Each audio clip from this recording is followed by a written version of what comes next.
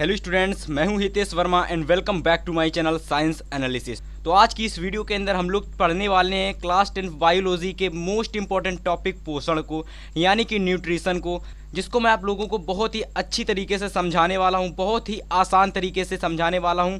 ये टॉपिक आपको गारंटी है बहुत अच्छे समझ में आएगा। इससे जो भी प्रश्न आपके बोर्ड एग्जाम में आएगा आप उस प्रश्न को आसानी से कर ले जाओगे। लेकिन इसके लिए आपको इस वीडियो को लास्ट तक देखना होगा और ये भी जानना होगा कि ये जो टॉपिक आखिर में आया कहाँ से, ठीक है। क्योंकि मैं आप लोगों को जो टॉपिक पढ़ाता हूँ उसको आप लोगों को समझना होगा कि ये टॉपिक आया कहाँ से। तो जो आपका टॉपिक पोषण है, आखिर ये आया कहाँ से, तो देखिए जो आपका चैप्टर नंबर 6 है जैव प्रक्रम, ये उस टॉपिक का एक भाग है, यानी कि उस चैप्टर का एक भाग है। तो आइए हम लोग सबसे पहले डिस्कस करेंगे आखिर में जैव प्रक्रम क्या होता है। तो देखिएगा, जैव प्रक्रम जो चैप्टर आपके चैप्टर 6 है क्लास 10 साइंस का, जिसको मैं आपको बहुत ही आसान तरीके से समझाने वाला हूं। अगर आप लोग बोर्ड एग्जाम 2023 की तैयारी कर रहे हो तो ये वीडियो आपके लिए सबसे ज़्यादा इंपॉर्टेंट है, क्योंकि फाइनली जो चैप्टर 6 है उसको मैं स्टार्ट कर रहा हूं, ठीक है। तो देखो जैव प्रक्रम क्या होता है, बहुत आसान है, एकदम आसान। वे प्रक्रियाएं जो हमारे जीवन को संभव बनाती हैं जैव प्रक्रम की प्रक्रियाएं कहलाती हैं, ठीक है। तो देखो कौन कौन सी वे प्रक्रियाएं होती हैं जो हमारे जीवन को संभव बनाती हैं। तो देखो अगर मैं आपको बताऊं तो आप लोग जो भी दिन प्रतिदिन जो भी क्रियाएं करते हो, अगर मैं बच्चों आपको बताऊं, जैसे कि आप लोग सुबह उठते हो, भोजन ग्रहण करते हो, सांस लेते हो, इसके बाद भोजन ग्रहण किए हुए जो भी आपने भोजन को ग्रहण किया है उसको आप लोग बाहर निकालते हो ना, आप लोग भोजन को बाहर निकालते हो। इसके बाद आप लोग क्या करते हो, सोते हो। तो इन सभी चीज़ों को हम लोग क्या कहते हैं, जीवन जीने की प्रक्रियाएं। लेकिन अगर मैं बात करूं इन जीवन जीने की प्रक्रियाओं को बायोलॉजी के शब्दों में कुछ अलग कहा गया है, तो देखेंगे एक एक करके समझेंगे क्या कहा गया है, ठीक है। तो देखो जीवन जीने की प्रक्रियाएं, देखो सबसे पहले सुबह उठने के बाद आई होप सभी लोग क्या करते होगे, भोजन को ग्रहण करते होगे। क्या करते होगे, भोजन को ग्रहण करते होगे, ठीक है। करते होगे कि नहीं करते होगे, सभी लोग करते होंगे, ठीक है। तो भोजन ग्रहण करते हो, लेकिन इसको हम लोग बायोलॉजी की भाषा में कहते हैं पोषण। क्या कहते हैं, पोषण, जिसको मैं आप लोगों को आज समझाने वाला हूं, ठीक है। आज हम लोग इसको पढ़ेंगे डिटेल में एकदम, ठीक है।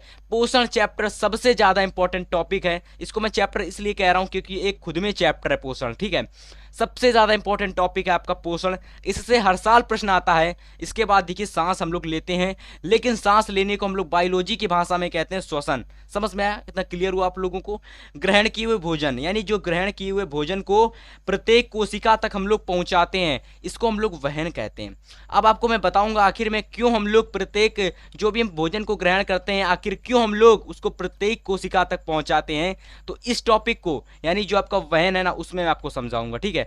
यहां केवल मैं आप लोगों को आखिर बता रहा हूं कौन कौन सी वह प्रक्रियाएं होती हैं जो हमारे जीवन को संभव बनाती हैं। इसके बाद देखो अपशिष्ट पदार्थ को शरीर से बाहर निकालना, यानी जो भी हम लोग भोजन को ग्रहण करते हैं, हम लोग जो भी भोजन ग्रहण करते हैं वो हमारा अपशिष्ट बन जाता है बाहर निकलने के बाद। तो देखो अपशिष्ट जो सुबह आप लोग बाहर निकाल के आते हो फ्रेश होने के बाद, यानी फ्रेश होने जाते हो, जो भी निकालते हो उसे हम लोग कहते हैं उत्सर्जन की प्रक्रिया। क्या कहते हैं, उत्सर्जन। इसके बाद देखो लास्ट टॉपिक, शायद आपने नाम सुना होगा जनन, और शायद आपने नहीं सुना होगा, लेकिन ये जो चीज़ आपने सुनी होगी कि अपनी जाति को बनाए रखने के लिए माता पिता संतानें उत्पन्न करते हैं, ठीक है। इसका मतलब क्या होता है बच्चों, समझो। जैसे कि आपके जो माता पिता हैं, अगर वो संतान को उत्पन्न नहीं करेंगे तो जो उनकी परिवार होता है, उनका परिवार आगे नहीं बढ़ पाएगा। सबसे इंपॉर्टेंट चीज, अब जब परिवार ही नहीं आगे बढ़ पाएगा, उनके परिवार में कोई सदस्य ही नहीं रहेगा। जैसे मान लेते हैं माता पिता ने कोई भी परिवार में सदस्य नहीं उत्पन्न किया, ऐसे ही आपकी कोई जाति है, मान लेते हैं आपकी कोई जाति है, आपकी जाति में बहुत सारे लोगों ने कोई भी संतान उत्पन्न नहीं की। संतान उत्पन्न ना करने से धीरे धीरे एक समय ऐसा आएगा कि जितने भी लोग होंगे सारे क्या हो जाएंगे, खत्म हो जाएंगे धीरे धीरे करके। उसके बाद क्या होगा, जाति आपकी पूरी तरीके से खत्म हो जाएगी। अब जब जाति आपकी खत्म हो जाएगी तो क्या होगा, इससे क्या होगा, आपकी जो जाति होगी बनाए रखने के लिए, यानी कि जाति खत्म हो जाती, इसलिए जाति को बनाए रखने के लिए माता पिता क्या करते हैं, संतान को उत्पन्न करते हैं। अब ये संतान को उत्पन्न करते हैं, इसकी जो प्रक्रिया होती है वो जनन कहलाती है, ठीक है। तो आई होप सभी को इतने टॉपिक समझ में आए होंगे जो एग्जाम में पढ़ने हैं चैप्टर नंबर 6 के अंदर, यानी जैव प्रक्रम के अंदर, ठीक है। तो देखो आज हम लोग फिलहाल स्टार्ट करने वाले हैं न्यूट्रिशन टॉपिक को, यानी कि पोषण को। अब ये जो टॉपिक है ना बहुत ज्यादा इंपॉर्टेंट है, 100% आपका गारंटी है कि बोर्ड एग्जाम 2023 में इससे 3 से 4 नंबर का प्रश्न हर साल बनता है। पोषण टॉपिक आई होप सभी को बहुत अच्छे से समझ में आएगा, लेकिन इसके लिए आपको वीडियो को लाइक करके चैनल को सब्सक्राइब कर देना है, क्योंकि मैं आप लोगों के लिए डेली मेहनत करता हूँ, डेली वीडियो डालता हूँ। आप लोग अपने फ्रेंड्स के साथ वीडियो को नहीं शेयर करते हो तो प्लीज़ शेयर करो वीडियो को, ठीक है। बहुत ज़्यादा इंपॉर्टेंट टॉपिक है, हर साल इससे प्रश्न बनता है और इस बार भी बनेगा। तो देखो क्या लिखा हुआ है, पोषण समझना, अच्छे से समझना इसको, ठीक है। पोषण का मतलब क्या होता है, आखिर पोषण होता क्या है। तो देखो, जीवों द्वारा भोजन या पोषक तत्वों को ग्रहण करने की क्रिया को पोषण कहते हैं। समझने की कोशिश करना मेरे प्यारे स्टूडेंट्स कि जो जीव जंतु होते हैं, जीव जंतु कौन, हम लोग, हमारे रहने वाले हैं, हम लोग हो गए, इसके अलावा आप लोगों के जो भी जीव जंतु जो भी हो गए, पेड़ पौधे हो गए, इसके अलावा जो भी प्राणी, छोटे छोटे चींटियाँ जो भी हो गए, आपके शेर, चीता, जो भी ऑल लिमिटेड सभी जीव जंतु भोजन या पोषक तत्व को ग्रहण करते हैं। अगर कोई जीव जंतु भोजन को नहीं ग्रहण करेगा वो जीवित नहीं रहेगा, ये गारंटी लिख लो, वो जीवित नहीं रहने वाला।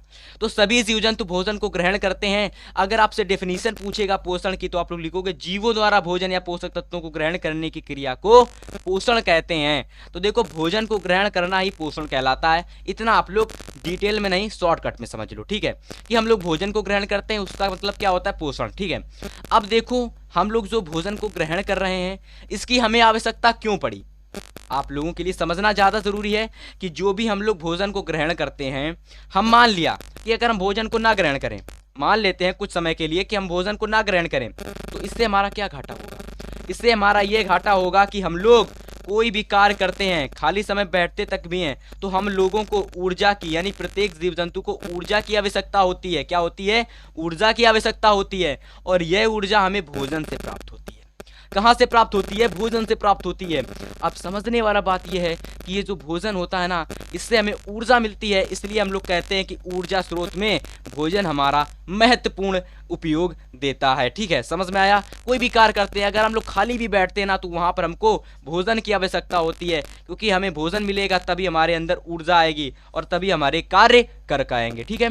तो इंपॉर्टेंट पॉइंट है, हालांकि ये बोर्ड एग्जाम में नहीं आता जो होगा मैं आपको बता दूंगा, ठीक है, लेकिन काफी ज्यादा इंपॉर्टेंट टॉपिक है आपका, ठीक है, ऊर्जा स्रोत समझने के लिए। इसके बाद देखो, शारीरिक वृद्धि, ये जो टॉपिक है ना, शारीरिक वृद्धि जो पॉइंट है, इसको समझना। थोड़ा सा बच्चों को समझ में नहीं आता है, लेकिन आपको मैं समझा दूंगा। भोजन ग्रहण करने से हमारे शरीर में नए नए जीव द्रव बनते हैं।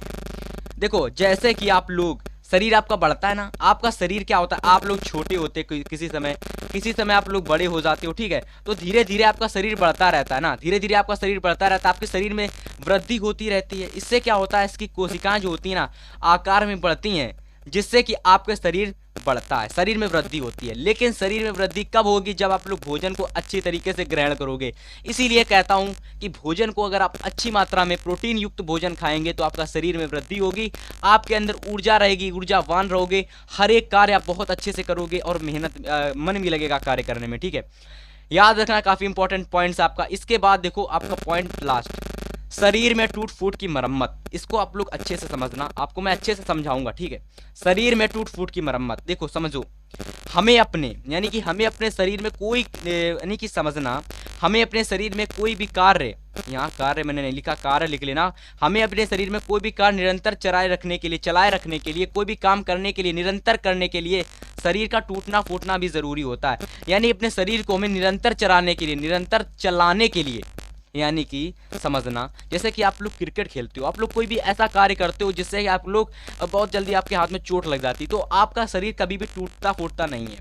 अगर आप लोगों का शरीर आसानी से कभी टूटे फूटे, चोट लगे, तो आपके शरीर की मरम्मत होती है। इससे ये नहीं कि घाव हो गया, आपके शरीर में मजबूती आती है, आप लोग हर एक कार्य को आसानी से कर पाते हो।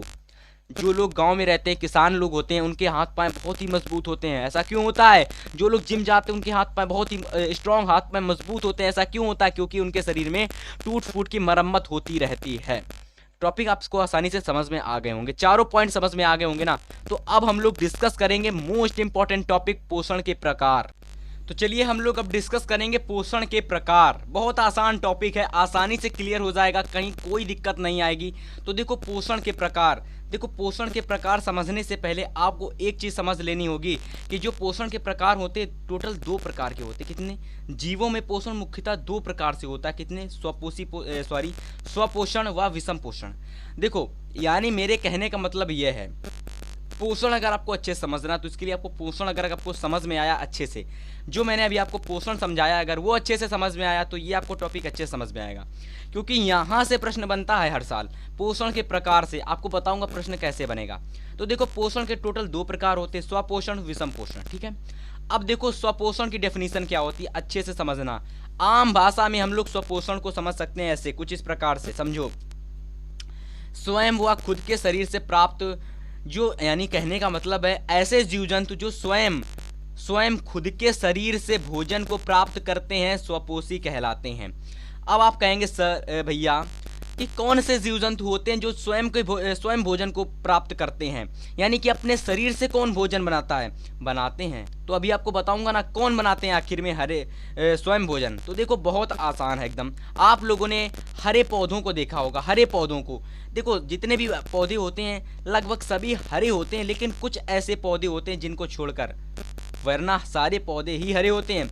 तो जितने हरे पौधे होते हैं ना सारे आपके कैसे होते हैं? स्वपोषी होते हैं, और ये स्वयं अपने शरीर से भोजन को बनाते हैं। ठीक है, लेकिन अब मैं आप पर एक बात बता दूं आपको, जो ये यहाँ पर भोजन की हम लोग बात कर रहे हैं ना, यहाँ पर हम लोग एक भोजन की बिल्कुल बात नहीं कर रहे हैं कि आप लोग भोजन का मतलब यहाँ पर हरी सब्जी, रोटी या मांस, मछली आदि से नहीं है। सबसे पहली चीज़ आपको ये समझ जाना है कि भोजन हम लोग जो बात कर रहे हैं वो हमारा मांस, मछली, हरी सब्जी आदि से नहीं है। मतलब है CO2 व O2 गैस से, यानी कार्बन डाइऑक्साइड और ऑक्सीजन गैस से।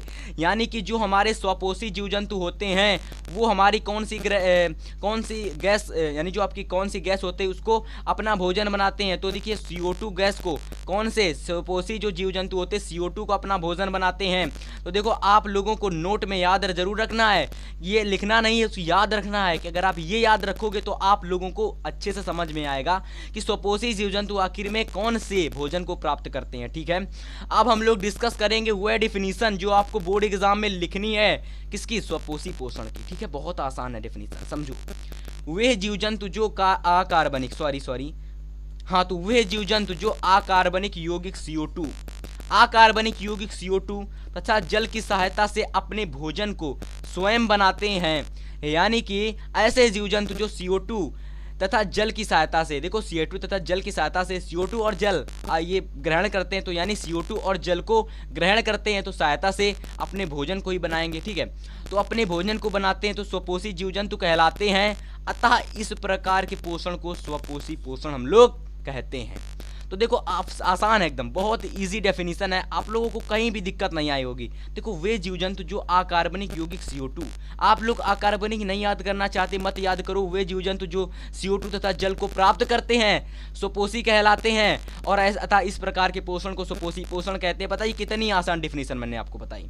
ये मत लिखो जो मैं बोल रहा हूँ उसको लिख लेना, थोड़ा सा वीडियो आगे करना, जो मैंने अभी डेफिनेशन बोली है उसको आप लोग आसानी से लिख लेना। ठीक है, तो फिलहाल आप लोग अगर लिखना चाहते हो तो बेहतर डेफिनेशन ये है, इसे लिख लोगे 1 नंबर नहीं कटेगा, पूरे के पूरे नंबर मिलेंगे। ठीक है, अब आप लोगों का पहला प्रश्न बनता हुआ यहाँ से कि स्वपोषी पोषण की डेफिनेशन परिभाषा क्या होती है, उदाहरण सहित लिखो।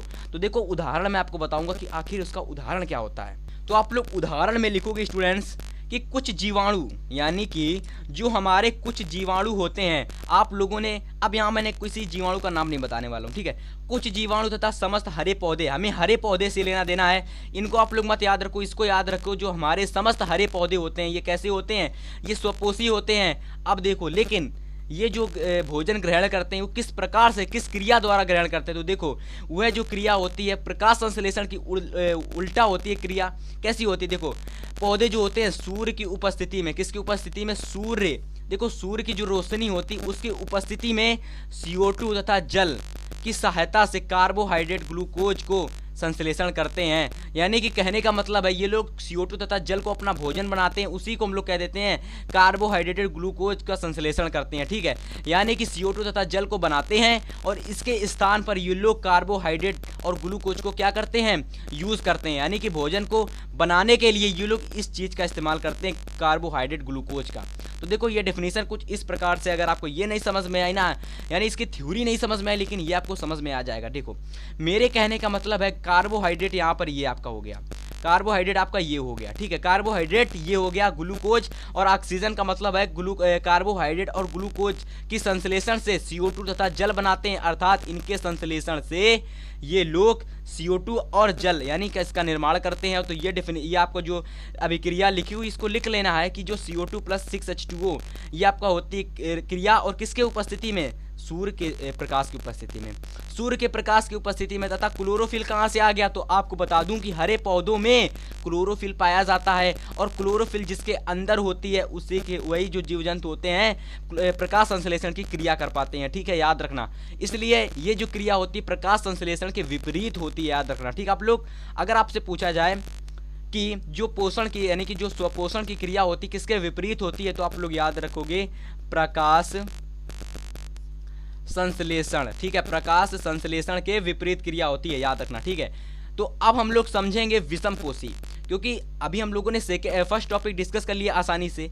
अब हम लोग समझेंगे विषमपोषी क्या होता है। ठीक है, तो देखो इसको मैं आपको दो तरीके से बताऊंगा, एक तो अपनी भाषा में और दूसरी वह भाषा जो आपको लिखनी है। ठीक है, तो देखो वे जीव जंतु जो स्वयं भोजन को नहीं बनाते, दूसरों के द्वारा अपने भोजन का निर्माण करते हैं, विषमपोषी कहलाते हैं। कैसे भी कहलाते हैं भाई, विषमपोषी कहलाते हैं। अब देखो यहाँ पर समझने वाली चीज़ ये है कि जो यहाँ पर गैस यूज होती है, यानी कि जो आपके विषमपोषी जीव जंतु होते हैं कौन सा भोजन ग्रहण करते हैं, कौन सी गैस उपयोग लेते हैं, तो CO2 गैस को उपयोग में लेते हैं। कौन सी गैस को, CO2 गैस को। इंपॉर्टेंट टॉपिक है, याद रखना, एग्जाम के लिए बहुत ज़्यादा इंपॉर्टेंट टॉपिक है। फिर से कह रहा हूँ, आपसे बार बार कह रहा हूँ। अब देखो, अब मैं आपको वो डिफिनीशन बताऊंगा जो आपको एग्जाम में लिखनी है। तो देखो बहुत आसानी से आपको समझ में आ रहा होगा विषमपोषी क्या होता है। वे जीव जंतु जो स्वयं भोजन को नहीं बनाते विषमपोषी कहलाते हैं।